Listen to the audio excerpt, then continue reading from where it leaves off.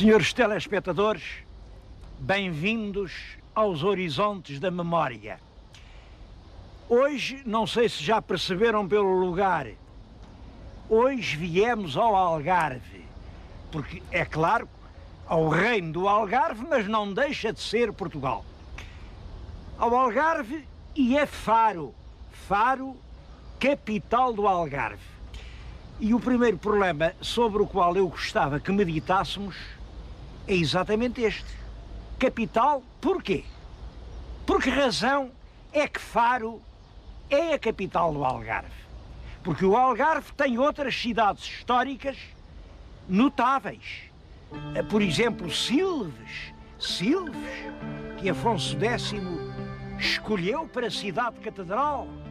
Ou a Lagos Henriquina, a Lagos ligado aos descobrimentos, ou Tavira, aquela Tavira ilustre, mercadora, judaica. Não, a capital não ficou em nenhuma dessas cidades. A capital, ninguém tem dúvida, é Faro. E eu creio que, pelo menos uma das razões, é esta. Faro, ao contrário de qualquer outra das cidades algarvias, não tinha que temer os ataques dos corsários. Fora da cidade, ao longo do mar, como uma espécie de grande muralha arenosa, passa a ilha de Faro. Os corsários não podiam chegar aqui de assalto, quer dizer, de surpresa. Aqui os farenses estavam precavidos. Essa foi uma das razões. É claro, houve outras. Dom João III fez Faro cidade e reconheceu a importância que tinha, mas, sobretudo, depois Dom Sebastião, pôs aqui a sede do bispado. O bispo do Algarve tinha o seu trono em Faro. Eu creio que foi fundamentalmente esse facto. O bispado ter a sede em Faro, que fez de Faro a capital do Algarve. Vamos muito rapidamente até ao Algarve do século XVI.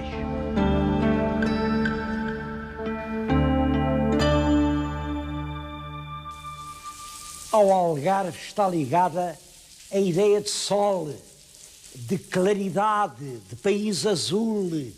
Bom, eu gostava imenso hoje de lhes mostrar esse Algarve, mas como calculam, o Algarve situa-se na Europa, e a Europa é o continente das 4 estações. O Algarve tem, humanamente, verão, outono, inverno e primavera. E eu fiz questão de vir ao Algarve no inverno. Já tenho feito outros programas no inverno que são dificílimos, porque os dedos tiritam, eu estou cheio de sobretudos e coisas, e mal consigo falar. Reparem no que é o inverno algarvio. Estou aqui com o meu fatinho, nem um cachecol pus à volta do pescoço. É claro que ouvem a chuva cair, porque o Algarve tem isso. No Algarve também chove. Pois, e essa é uma das grandes riquezas algarvias. Não pensem que o Algarve é deserto, não pensem que o Algarve é norte da África. Chove, eu estou aqui num lugar de uma extrema beleza e queria exatamente aqui evocar 2 coisas. Primeiro, Faro quinhentista.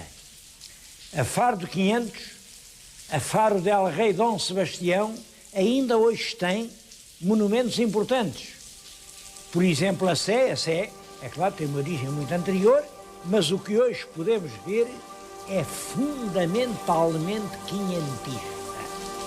A matriz de São Pedro, o Paço Episcopal, mas principalmente este lugar onde neste momento me encontro. O que está na vossa frente É o claustro do convento da Conceição. Quem fundou este claustro foi a rainha Dona Leonor, mulher do rei Dom Manuel. Queria recordar isso, porque todo o edifício hoje foi adaptado a museu. E eu, francamente, não percebo certas campanhas turísticas que se queixam-se muito. Isto no inverno não vem ninguém, no inverno é o lá vai um. Mas a verdade é que a única propaganda que fazem é da praia. E é claro, praia, com sol, a pele a escurecer, tudo isso é verão. E o Algarve não é só do verão, há um Algarve de todo o ano. Um Algarve monumental. Este Algarve em que eu estou agora. Estou num velho mosteiro da mulher del rei Dom Manuel. Mosteiro que foi convertido num museu. Um extraordinário museu. Eu não tenho muito tempo, mas vou dar uma pequena volta para verem as riquezas que se guardam neste museu.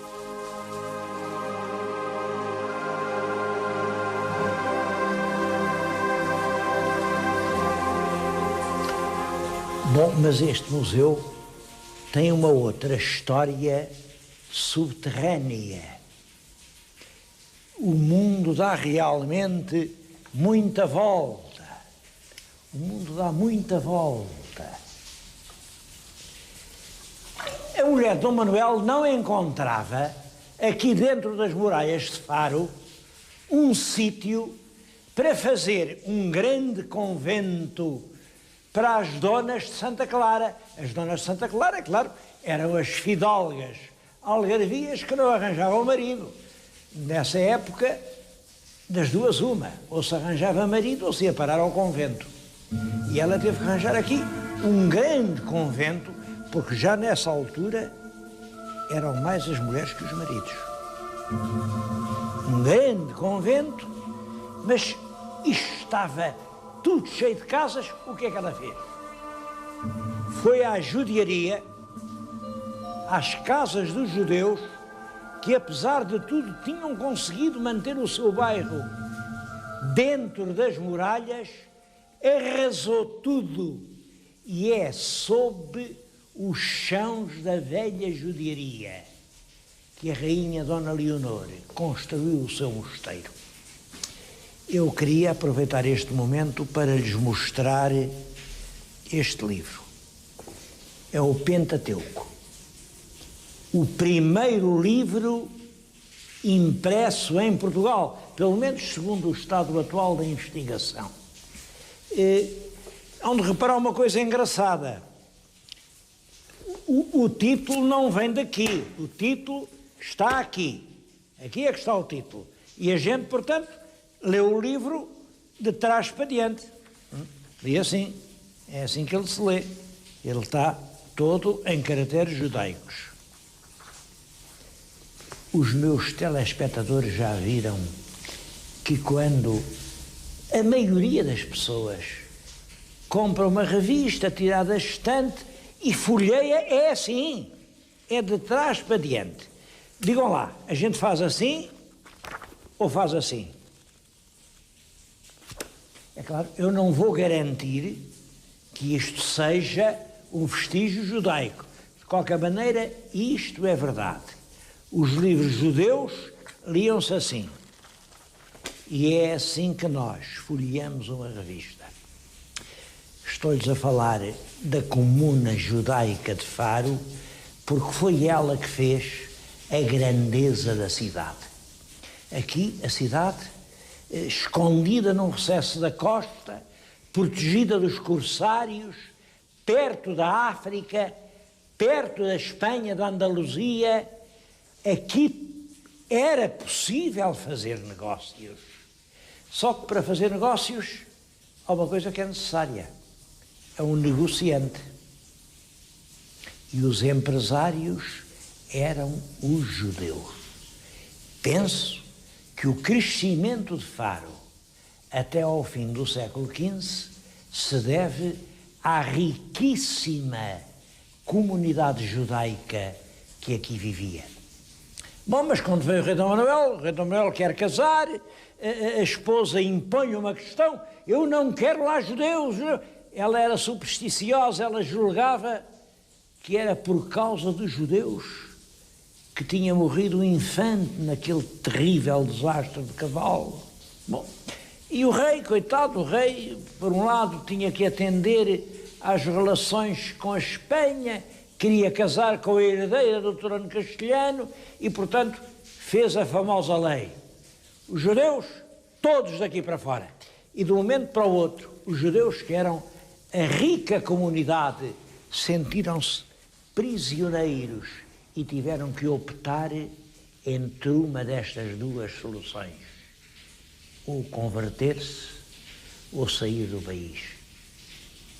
Houve uma parte que realmente fingiu que se converteu. São os cristãos novos. A maioria fugiu de Portugal. Ficámos sem empresários. Digo-lhes tudo isto só para lhes fazer sentir até que ponto este Museu de Faro é útil, é o lugar próprio para virmos meditar sobre o destino português.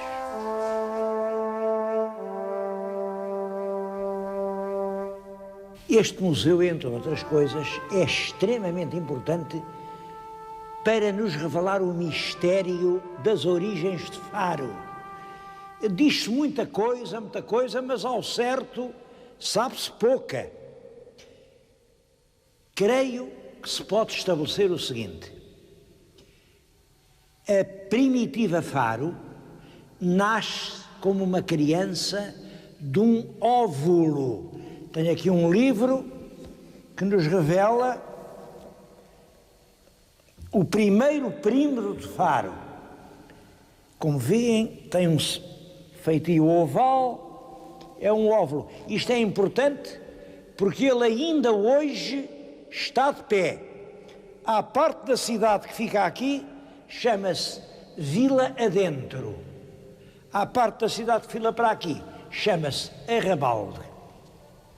Bom, o que ninguém sabe é quem é que fundou este óvulo. Eu penso que o próprio traçado da muralha ovalar indica que ele é pré-romano. E queria ligar isso com outra coisa, com esta pedra. Está na minha frente uma pedra encontrada na região, isto é no concelho de Lolé, que é o que confina com Faro, e estas letras não são fenícias. Este é que é o tal famoso mistério da escrita ibérica. Pouca gente sabe que aqui, nestes confins do mundo, os homens também inventaram a escrita.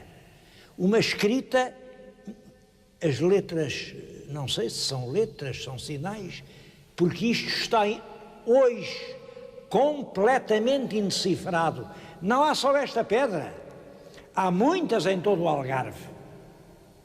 Claro que elas vão sendo mais numerosas à medida que nos aproximamos de Cádiz, porque o centro desta brilhante civilização era Tartessos, a cidade bíblica, uma cidade de mais de 1000 anos antes de Cristo vir ao mundo. A minha hipótese é exatamente esta: a muralha ovular da Faro Antiga representa uma estação onde as naves tartéssicas encontravam abrigo. E é isso que explica uma coisa aparentemente extraordinária: é que aquela muralha está fechada para o lado da terra e está aberta para o lado do mar, porque era do mar que chegavam os mercadores tartésicos. Claro que isto, depois de ser tartésico, foi fenício, depois de fenício foi cartaginês, do tempo dos cartagineses passa aos romanos. Vou-lhes mostrar uma dama romana que alguns já conhecem.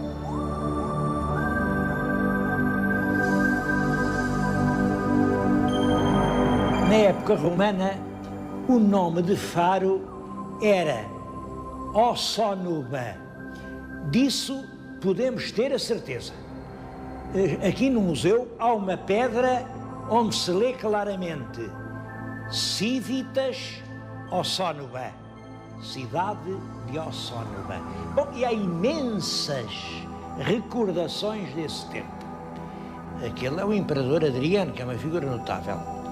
Mas eu vim especialmente evocar a figura de uma imperatriz. Esta é a imperatriz Agripina. Foi casada com o imperador Cláudio. Bom, alguns dos meus telespectadores talvez se lembrem, nessa série, aliás, muito boa, que passou Eu, Cláudio, o imperador, havia aquela peste da imperatriz que até o envenenou. Isso é verdade, isso é verdade. Esta mulher passou por ser uma das mulheres mais belas da antiguidade. E como de todas as mulheres muito belas, disse-se terrivelmente mal dela. Diz que matou o primeiro marido, diz que matou o segundo para casar com o imperador, com o Cláudio. Diz que conseguiu que o Cláudio adotasse o filho. Ela era a mãe do Nero, o Nero. Adotasse o filho como imperador. E logo que o Cláudio fez isso, o Cláudio morreu envenenado. É claro, dizem sem prova, envenenado por esta linda mulher. O Nero cresceu, foi imperador, também tinha lá os seus gostos. Imaginem que a mãe, a Agripina, apesar de tudo quanto se conçava dela, começou a dar uns conselhos ao filho. Oh filho, olha aqui essa coisa, essas raparigas com quem andas. E o filho não esteve para receber conselhos, resolveu matar a mãe. Para isso ofereceu-lhe um passeio de barco, um lindo barco, iam pelo mar, o barco estava preparado lá de uma maneira que de repente tudo aquilo afundava-se, a imperatriz foi ao fundo, só que parece que o filho não sabia que ela era uma excelente nadadora e, nadando ela própria, conseguiu chegar à costa, foi-se recolher numa casa de campo que tinha, mas é claro, o filho tinha decidido matá-la e não desistiu. Mandou um centurião e era uma vez uma imperatriz. A razão por que ela está aqui não é nada disso, não são os crimes, não. Crimes que em grande parte penso que fazem parte da maledicência política. Quando alguém sobe muito alto, tem muita gente a dizer o pior. Ela está aqui porque é no tempo do imperador Cláudio que esta linda cidade que hoje é Faro foi elevado à condição de cidade. Civitas Ossónuba.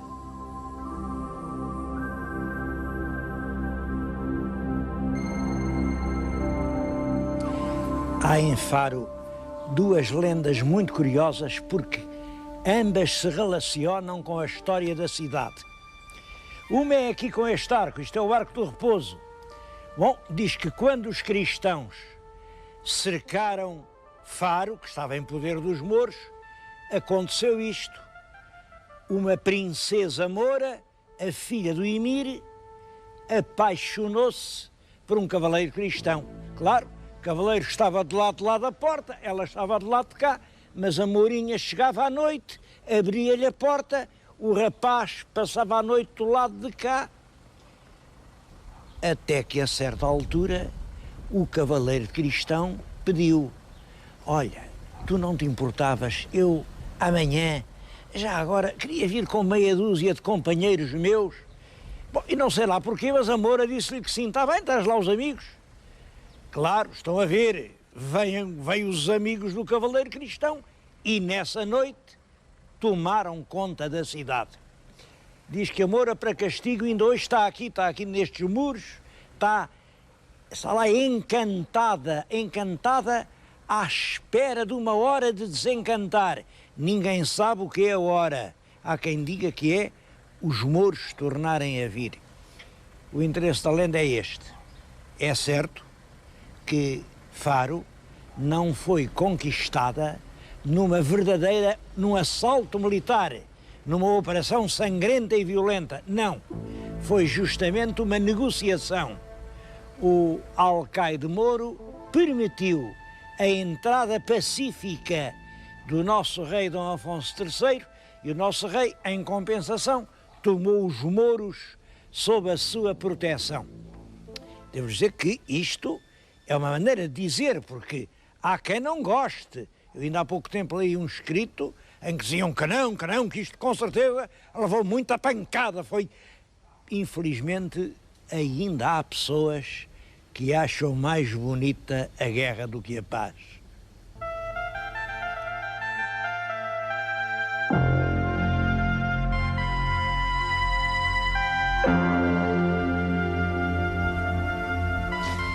Mas Faro tem uma outra lenda que é quase completamente desconhecida e que eu acho extremamente interessante. Como viram, estou-lhes a falar aqui num sítio estranho. Isto começa lá em cima numa cegonha, aqui estou num pequeno terraço, estou em plena cidade árabe. Se forem lá abaixo, veem um arco árabe. É muito engraçado que esse arco é exatamente o mesmo que está aqui. Comparem o arco que lá está com o arco que aqui está. E esta imagem conta a lenda em banda desenhada. Simplesmente é uma banda desenhada de há 700 anos. A história que conta é o seguinte: aqui embaixo no arco, como veem, havia uma bela imagem de Santa Maria. Apesar da cidade ser Moura, Santa Maria. Claro que os mouros não gostavam assim muito de Santa Maria e não estiveram com meias medidas. Lá vão os mouros, pegam na Santa Maria e deitam-no ao rio. Ao rio, aliás, à ria. Isto era a Ria Formosa, que já nessa altura existia. Lá vai a imagem de pés para baixo, estão a vê-la. Resultado, a partir daí, os mouros iam à pesca e nem um peixe. É que nem um peixe. Bom, resolveram ir lá outra vez com o mesmo barco, pescaram a Santa Maria, puseram-na outra vez no seu altarzinho, cá está ela, e aqui mostra-se, metem as redes e tudo é peixe. O mar voltou a dar peixe. Bom, eu acho que isto é uma espécie de fábula ecológica.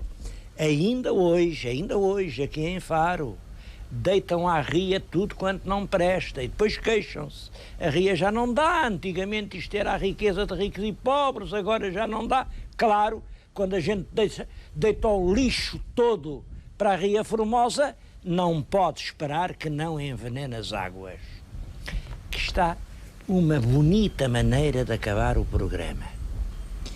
Santa Maria de Faro, quando nós envenenarmos a ria, acaba todo este encanto da cidade.